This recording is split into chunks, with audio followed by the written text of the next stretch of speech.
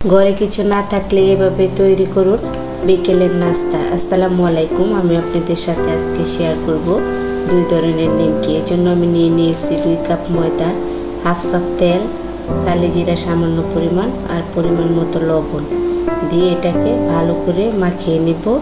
ময়দাটার সাথে যেন ভালো করে তেল লেগে যায়। তারপরে দিয়ে দিব 1 কাপ পানি। পানি দিয়ে আমি এটাকে ভালো করে মধ্যে একটা সফট ডো তৈরি করে নিব। এটাকে আমি আধা ঘন্টার জন্য রেস্টে রেখে দেব।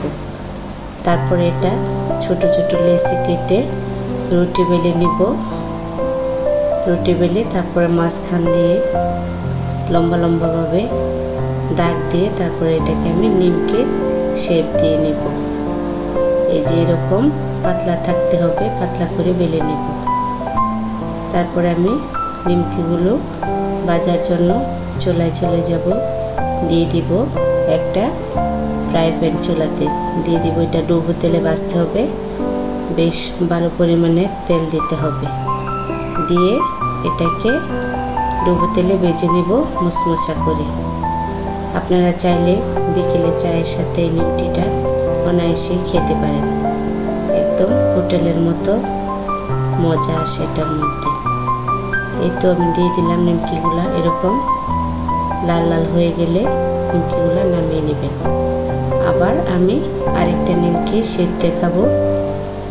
এর জন্য একটু ছোট লেচি কেটে নিতে হবে, পাতলা পাতলা এরকম ছোট রুটি তৈরি করে এটার উপরে তেল মাখিয়ে ময়দা দিয়ে এভাবে ভাঁজ দিয়ে আপনারা তৈরি করতে পারেন হোটেল স্টাইলের এই নিমকিটা।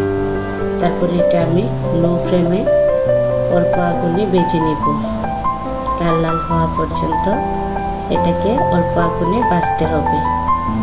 এই তো আমাদের তৈরি হয়ে যাচ্ছে মজাদার হোটেল স্টাইলের নিমকি। দেখেন নিমকিগুলো কত ক্রিস্পি হয়েছে, খেতেও ভীষণ মজা হয়েছে।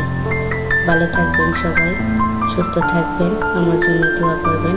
আসসালামু আলাইকুম।